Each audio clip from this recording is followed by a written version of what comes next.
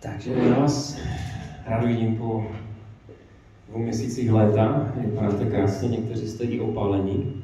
Asi slunce svítilo. A budeme přemýšlet, tak jak jsem v tom videu s Vacím naznačoval, v téhle celé zářivé sérii o tom, co to znamená být správci božích tajemství, o tom, jaké máme vlastně dispozice, které nám Pán Bůh dává, jaké máme možnosti, s kterými pracujeme a o tom všem.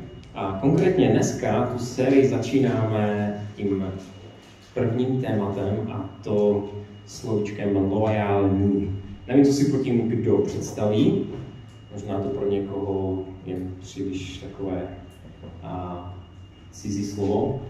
A možná v tom textu, o kterém budeme za chvilku, který si budeme číst, bude spíše slovíčko věrnost a věrný. Ale protože loajální a lojalita s věrností velice souvisí s tím, že člověk je loajální nějaké věci nebo někomu konkrétně, nebo nějaké myšlence, tak i tohle téma takhle zastartujeme. A já bych proto chtěl možná s vámi, dřív než budeme o těch věcech přemýšlet, opravdu si přečíst jeden biblický text, který si myslím, že nás na to, o čem se budeme bavit, co se čeká od toho správce božích tajemství, jaké jsou na něho očekávání, tak k tomu docela dobře dává nějaké odpovědi. Je to v Lukášově evangeliu. Takže Lukášovo evangelium 12. kapitola, 42. až 48. verš. Když Pán ustanovuje nad svým služebnictvem správce, aby jim včas rozdílel pokrm, který správce je věrný a rozumný? Blaze tomu služebníku nebo správci, kterého Pán při svém příchodu najde, že tak dělá. Vpravdě vám pravím, že ho ustanoví nade vším, co mu patří. To je ta pozitivní část té věci. To je to, když ten správce dělá věrně a rozumně svoji službu, do které byl přijat nebo kterou má vykonávat. A správce je tady nazván jako věrný a rozumný. Když si však ale onen správce řekne, můj pán dlouho nejde, a začne být sluhy a služky, jíst a pít, i opíjet se, tu pán toho služebníka, toho správce, přijde v den, kdy to nečeká a v hodinu, kterou netuší a vyžene ho a vykáže mu úděl mezi nevěrnými. Takže když správce se rozhodne na své povinnosti, na to, co je mu svěřeno, co má dělat, prostě začne být v tom lempl, začne jako ty věci nedělat tak, jak má, nedělá ty věci, které se od něho očekávají, možná ve firmě bychom řekli, prostě neplní si své povinnosti, nebo možná v domácnosti je to podobné, máme nějaké rozdělené úkoly a někdo to nedělá, pořád to musíme připomínat, jo, že to je dobré, tak není poctivý v těch věcech, které má a on to nazývá, že takový správce potom jeho místo je mezi nevěrnými. Ti, kteří to nedělají věrně, nejsou loajální tomu, čemu se zavázali nebo co mají na starosti. Ten služebník, který zná vůli svého pána, ten správce, který zná vůli svého pána a přece není hotov podle jeho vůle jednat, bude velmi bit. Jak zajímavé, jak je to spojeno. Možná i s tou rodinou v práci asi, a ve škole moc to bytí dneska nejde úplně, že bychom někoho ty fyzické tresty, ale je tam určitě naznačeno, že to není pozitivní, jo? Když prostě ten správce, i když ví, co se od něho čeká, co prostě by měl dělat, jaké jsou jeho možnosti, schopnosti a jeho zodpovědnost, ale není připravený, není hotový dělat to, tak dostane za uši. Ten, kdo ji nezná, to je druhá varianta. Protože když víte, co máte dělat a neděláte to, tak tam není omluvy, že jo? Tam prostě, jo, Když řeknete dítěti něco 5krát, že tohle je zodpovědnost, máte to skoro podepsané, máte pracovní smlouvu, kde máte jasně dané, co máte dělat, a když to neděláte, tak je jasné, že potom se to od vás očeká, když to neděláte, tak můžete dostat vyhazov nebo od rodičů zrovna nebude to úplně přijde, možná přidají nějaká ta výchovná. Ten, kdo ji nezná a udělá něco, za co zaslouží bití, bude být méně. To je taky zajímavé, že není řečeno, že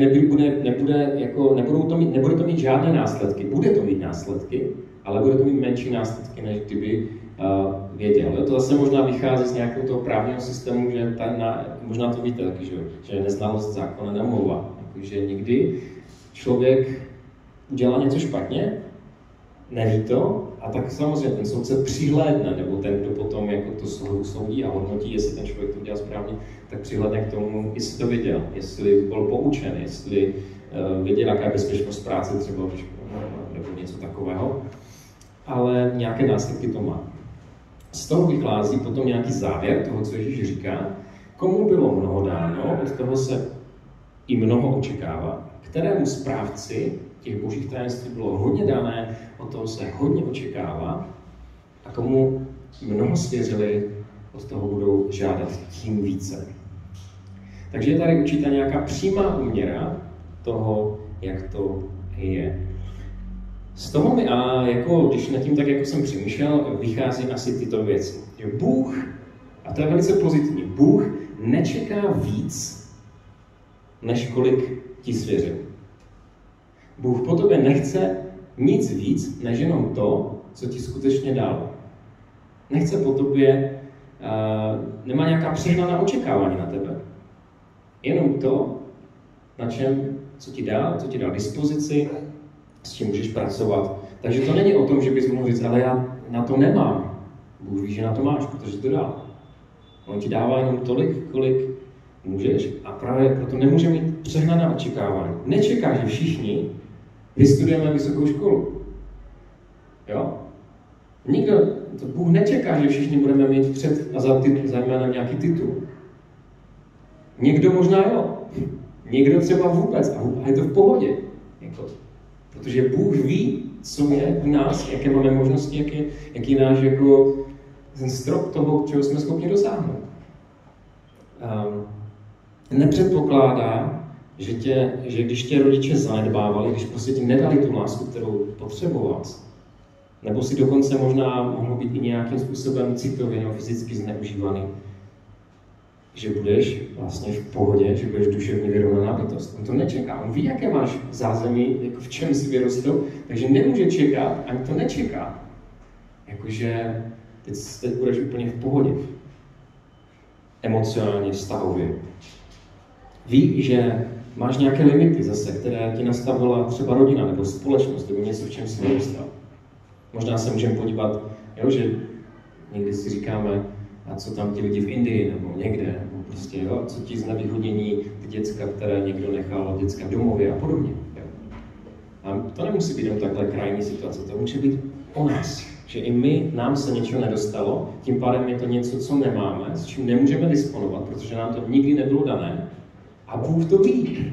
To je pozitivní. A nečeká něco, co nám není dané. Což znamená, že komu není dáno, což vlastně, jako to jsem si říct, že to ještě neznamená, že komu není dáno, tomu není pomoci. Jo. To znamená, že s tím vším se dá nějak ještě pracovat. Ale bude to samozřejmě znamenat větší úsilí, možná větší práce, možná to bude v některých případech vyžadovat nějakou odbornou pomoc lidí, možná pomoc přátel, rodiny, nějaké větší kousnutí se do toho, aby člověk třeba na sobě pracoval, nebo aby mu někdo pomohl. Tím jenom chci říct, že Bůh není ten, který vytváří tlak tam, kde si ho často vytváříme my sami. Bůh na nás netlačí. On není ten, který u nás do něčeho nutí, abychom něčeho dosáhli, protože my si to dokážeme dost často vytvořit sami, ten tlak na sebe. Úplně jednoduše. A můžeme si říct, nejsem dost. Teď si můžu doplnit, co nejste dost. Jako, možná někdo se podívá na sebe a řekne, nejsem dost chytrý, nejsem dost krásný, nejsem dost bohatý. perfektní, dokonalý. Nejsem jako třeba tam ten nebo někdo. Začneme se srovnávat. Takže pokud nejste někdo z vás, nejste hrdina z DC nebo Marvelu, tak se s tím smiřte, no. To je v pohodě. Jo, někdy se díváme na ty fantasy věci a říkáme si, tak nejsem jako ten Thor, tak v pohodě. Já jsem pastor, třeba. Musím se s tím smířit, jsem Thor, jsem pastor. Nebudu excelovat v tom, co ti superhrdinové. Mám zase jiné schopnosti, jiné možnosti. Ale proč vůbec jako bych měl? Čeká se to vůbec? Jako... No, podle některých biblických textů, když se zase podíváme ještě někam jinam, tak to tak někdy může vypadat, jo? Že tam ten tlak na nás trošku jako je. Jo? Že se trošku tak tlačí. Představte si, jak by vypadal inzerát, nebo jak možná vypadal inzerát, si tak představuji. Inzerát na biskupa, tehdy staršího sboru, nebo správce Božího domu, když církev začínala. Tak si představte, že třeba někdo si zrovnával inzerát, Pavel šel třeba někde tam do nějak místního novin a podal si inzerát na nějakého biskupa, kterého potřeboval pro nějaký sbor. Tak ten inzerát mohl vypadat takhle, možná v různých obměnách. Našel jsem 2 v Bibli. Ten správce má být bezúhonný, nemá být nadutý, zlostný, pijan, rváč a ziskostivý. Hledáme někoho, kdo je bezúhonný, má jenom jednu manželku, asi jí měli i víc, střídmý, rozvážný, řádný, pohostinný, schopný učit, nepijan, znovu se to opakuje, nerváč, to se taky opakuje, nýbrž vlídný, smířlivý, nezištný. Inzerát na správce božích tajemství, nebo Božího domu. Prostě někdo, kdo se má starat o ty boží věci. Tak někdy možná ta očekávání nějaká jsou. Teď otázka, jestli tohle čeká Bůh, nebo to jsou spíš naše očekávání. Jo, protože my někdy jsme, jak se říká, papeštější než papež, že chceme jakoby po těch lidech víc, než ve skutečnosti Bůh vlastně čeká. Nebo vůbec, než je možné, jak jsem před chvílí říkal. Bůh ví, jaké jsou naše možnosti, jaké jsou naše limity. Bůh ví, jaké jsou možnosti i církve a vůbec lidí, kteří v té církvi jsou. On ví, s jakým materiálem, když to tak řeknu, pracuje. A ví, že samozřejmě by to mohlo v některých případech být lepší, ale zároveň ví, že pro někoho je to maximum toho, čeho se je schopen dosáhnout a přesto je ten člověk perfektně použitelný. Z našeho pohledu třeba nepoužitelný, protože se na to vůbec nehodí. Ale jo, samozřejmě jsou to nějaké ideály, jsou to nějaké hodnoty, které je dobré, ale jestli to nejsme náhodou my, kdo ty hodnoty definujeme, kdo říkáme, ty musíš být takový, a když budeš takový, tak můžeš dělat tohle. Nebo můžeš se do něčeho takového vůbec pustit. Spousta lidí ty věci nedělá, protože si třeba se myslí, já na to nemám, protože nemám to. K tomu potřebuju umět to a když to neumím, a když to bude takhle perfektní, tak do toho radši ani nejdu. Ale vidí to tak Bůh. Co čeká vlastně Bůh od toho správce jeho tajemství? Čeká perfektnost, dokonalost v čem?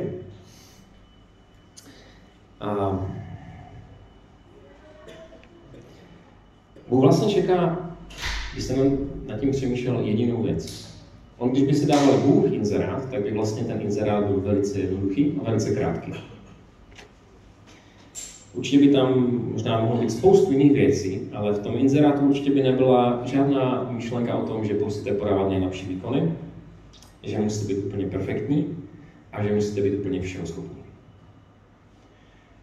Byla by tam vlastně zvýrazněna jedna schopnost nebo vlastnost, kterou jsem na začátku zmínil, a to je věrnost. Lojalita.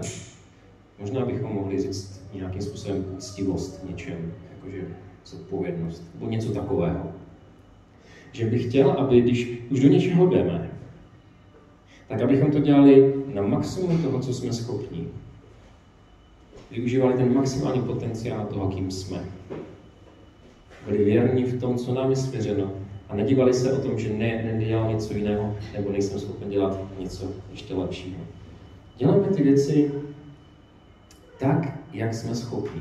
Ano, jsou tu nějaké ideály, perfektnost, jo, ale něco, abychom to měli skvěle všechno, aby to dobře vypadalo, aby jsme byli nejlepší. A já říkám, chceš něco dělat, dělej to na maximum toho, co jsi schopen. A zkus přemýšlet nad tím, v čem Bůh tě obdaroval, co ti dal. K tomu mi přichází právě ten text, který je velice klíčový, možná ten nejdůležitější dneska. A možná pro celou tu sérii je to vlastně takový udávající tón. Proto ať nás všichni pokládají za služebníky Kristovi, říká Pavel, a správce božích tajemství, odkud ten název. Od správců se nežádá nic jiného, než aby byl každý shledán věrný. Jenom věrnost. Kdyby si Bůh dával inzerát, tak by to znělo takhle. Možná bychom si čekali, jako jo, musíš mít angličtinu, španělštinu, němčinu, plynně, musíš zvládat prostě všechny ty komunikační schopnosti a kdo ví co všechno. A říká, jo, to je všechno fajn, ale i když to všechno budeš ovládat a nebudeš věrný, nebudeš to dělat dobře, poctivě, k čemu to, že ty schopnosti máš? Když je vlastně potom nepoužiješ, nebo nepoužiješ je naplno v té práci. Můžete přijmout někoho, kdo je úplně skvělý ajťák, nebo prostě skvělý v nějaké oblasti. Jo. Ale když ten není spoleh, když nevíte, jestli přijde včas, jestli tu práci odvede, jestli bude dobře udělaná, jestli, jo, prostě tak k čemu takový zaměstnanec, který má skvělé CVčko a ve finále ani není spoleh. Tak to radši tam přijmu někoho, kdo třeba není tak perfektní, ale můžu s ním počítat a vím, že tu práci udělá na maximum. Nebo že třeba týmový hráč, těžko říct. Věrnost a lojalita si myslím, že i na našem trhu práce je velmi ceněné zboží. To je další věc. Dost často se děje, že získat zaměstnance pro firmu, který dýchá pro firmu, který se obětuje pro firmu, nebo něco takového, to je vlastně v dnešní době obrovský poklad. Někdo, kdo ty firmní hodnoty uznává, kdo prostě zatím stojí, kdo za tu firmu bojuje. Pro toho, kdo takového člověka získá, nebo přijme, nebo má, co to znamená? No, znamená to strašnou úlevu. Nemusíte ho stále kontrolovat, jestli dělá to, co dělá. Jestli to dělá kvalitně. Představte si, že nemusíte ověřovat, jestli už to vaše dítě umělo to nádobí nebo vyneslo ten koš. Protože víte, že to udělalo. Že se na ně můžete spolehnout.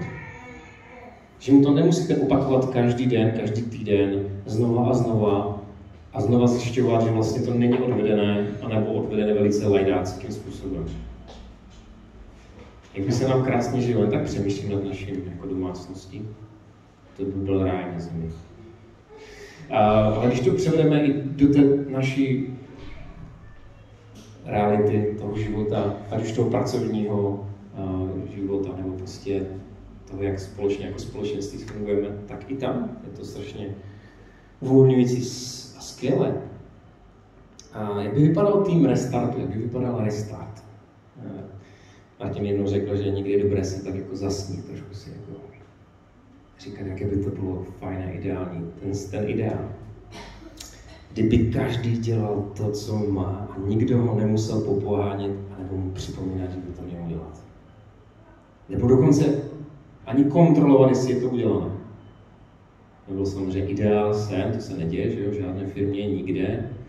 A pokud to neskontrolujete dvakrát, nepřipomenete 3krát a neupozorníte 4krát, tak se to většinou neděje. Je to strašně unavné. Jo, řeknete, tak o to je tady ten lídr, ten vedoucí, který to má jasně tlačit. Fakt? Nemá ten vedoucí spíš ukazovat nějakou vizi, směřovat ty lidi, pozbuzovat, aby ještě rozvinuli ten svůj potenciál na maximum a nebyt jako policajt s placačkou, čekat jako furt nahánět někoho, jak jaký pastavecký pes do té ohrady. Záleží, jakou verzi restartu společenství chceme. Jestli chcete, aby vedoucí byli ti, kteří vás budou nahánět, jako ten pes, už jsem zmínil, nebo nějaký policajt. Může to tak být. Mně v tom nebude úplně dobře. Já jsem v kontrolním oddělení úřadu práce fungoval, taky jsem kontroloval, co se všechno dělá blbě. Každou chybičku, každé číselko, Nebylo mi úplně v tom dobře. Ale říkám si, zkusme si představit, jak by to vypadalo, kdyby jsme ty věci dělali, protože jsme se proto tak rozhodli, protože jsme vnitřně motivovaní, ne protože nás někdo motivuje tím, že buď to se budeme cítit blbě, nebo to společenství nám řekne, no tak on to zase neudělal, tak to udělám, protože se to ode mě očekává, nebo že jsem to slíbil, že to mám dělat, nebo že jsem se do něčeho vrtal a teďka nevím, jak z toho. Kdyby to bylo prostě o tom, nezávisle na tom, jaké máte vedení, protože někdy ten lídr může být špatný, ale na tom, že jste motivováni úplně něčím jiným. Kdybychom jako tým byli lojální správci božích tajemství, kteří jsme silně vnitřně motivováni odvést co nejlepší práci, v co nejlepším čase nebo termínu, s laskavostí, vstřícností a ohleduplností k ostatním z týmu. Nebo z rodiny. Jo. Kdyby to fungovalo i v rodině, takhle někdy si říkám, přátelé, je nás tady 6. Máme jeden velký domov, pojďme se společně domluvit, že všichni budeme budovat to, že všichni na to máme zájem, každý odvede nějakou tu svou část, a když to každý odvede tu svou část, tak bude ráj na zemi. Jsme na to dva hlídací psy a 2 policajti. Jak to udělat, abych nemusel, abyste se necítili, že někdo vás jako policajt nebo naháněcí pes honí do toho, abyste dělali věci, které vlastně i byste rádi udělali, ale možná teďka na to není ten vhodný čas. Blaze tomu služebníku, kterého Pán při svém příchodu nalezne, že tak činí, že prostě dělá svoji práci tak, jak má. Blaze správci, který, když se rozhodl, že tohle je moje zodpovědnost, a my jsme si tady udělali takové mapy a řekli jsme si, kdo v čem bude chci pracovat, že blaze tomu, požehnaný je nejenom ten služebník a ten správce, ale požehnaný je ten lídr a ten vedoucí, který toho správce má, protože to funguje. A on vlastně nechodí na kontrolu, on chodí jenom pozbudit, motivovat a zeptat se, jak se mu daří. A v čem by potřeba pomoct, aby se mu dařilo ještě lépe a v čem by mohl rozvíjet tu svou službu ještě lépe. Je to úplně o něčem jiném, protože ta motivace nepřichází z pocitu kontroly a strachu, někdo mě bude kontrolovat, ale z pocitu toho, že já jsem věrný a lojální a já chci vlastně ty věci dělat, protože jsem v tom přesvědčení, to je přesně to místo, které je moje místo a já do toho chci jít naplno. Možná to je ideál, tak budu závěrem ukončit nějakými výzvami. Máš na sebe i na druhé velká očekávání? Víš, jak bys měl dělat věci, ale nedaří se ti to? Asi ze sebe zklamaný? Tak potom možná by bylo dobré zajít za Ježíšem a říct, prosím tě,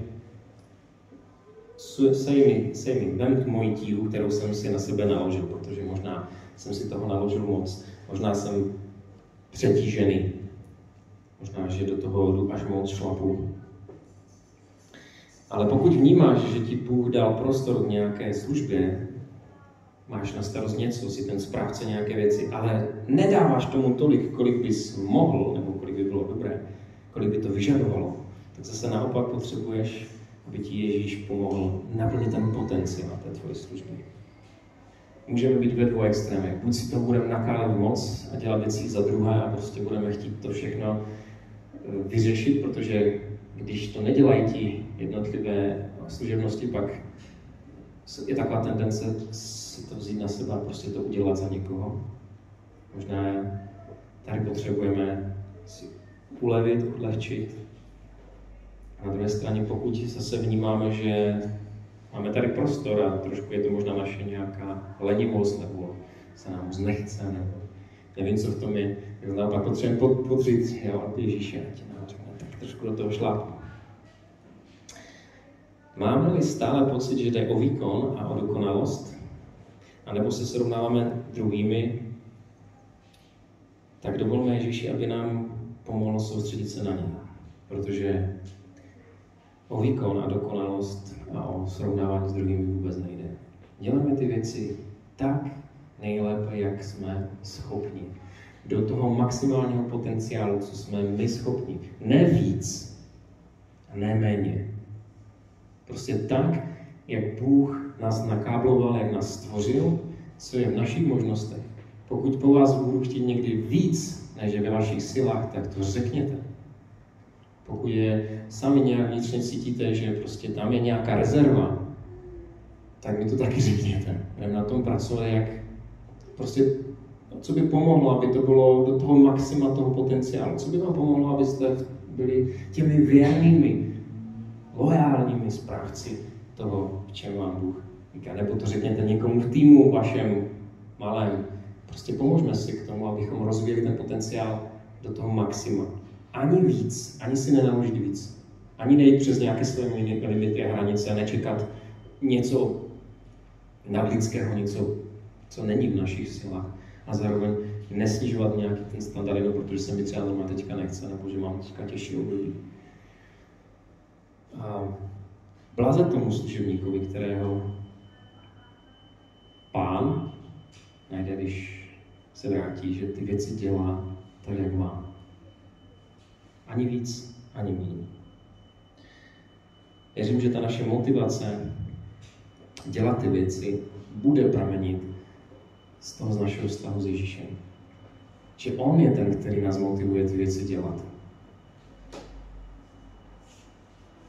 Ty věci neděláme, protože se chceme realizovat. Ty věci neděláme proto, aby nám druzí zatleskali. Ty věci neděláme proto, aby jsme řekli, že jsme lepší než nějaké jiné společenství nebo něco, abychom se ukázali, jak ty věci tady perfektně fungují. Děláme to pro Ježíše a děláme to, protože to je naše místo.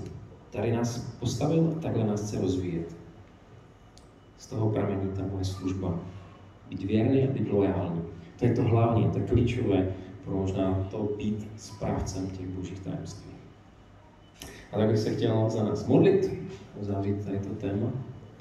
A první část, ten úvod vykopávací. Náš milý Bože, Ježíši Kriste, ty vidíš, jak někdy na sebe naložíme příliš mnoho, jak nás to potom možná drtí a možná bychom chtěli ty věci dělat perfektně a na tom není nic možná špatné, ale potřebujeme vnímat ten tvůj hlas a říct, že můžeme dělat hlavně věrně, potřebujeme dělat tak, jak by si ty přál, aby to bylo. Zároveň taky si uvědomujeme, že někdy možná potřebujeme od tebe pomoct, abys nám dodal sílu ty věci dělat nelajdácky a ne tomu dát jenom něco, trochu, ale aby jsme tomu dávali opravdu to, co to vyžaduje. A to vyžaduje někdy nějakou oběť, to vyžaduje nějaké sebezapření, bez toho to nejde. Prosím tě, abychom se nepohybovali ani v jednom extrému, ale abychom vnímali to, co říkáš, že správcem tvých tajemství se nežádá nic jiného, než být věrný. Být věrný v tom dělat ty věci, jak ty si přeješ, ptát se tě, jak co nejlépe to dělat. A díky, že nám to v tom všem pomůžeš. Amen.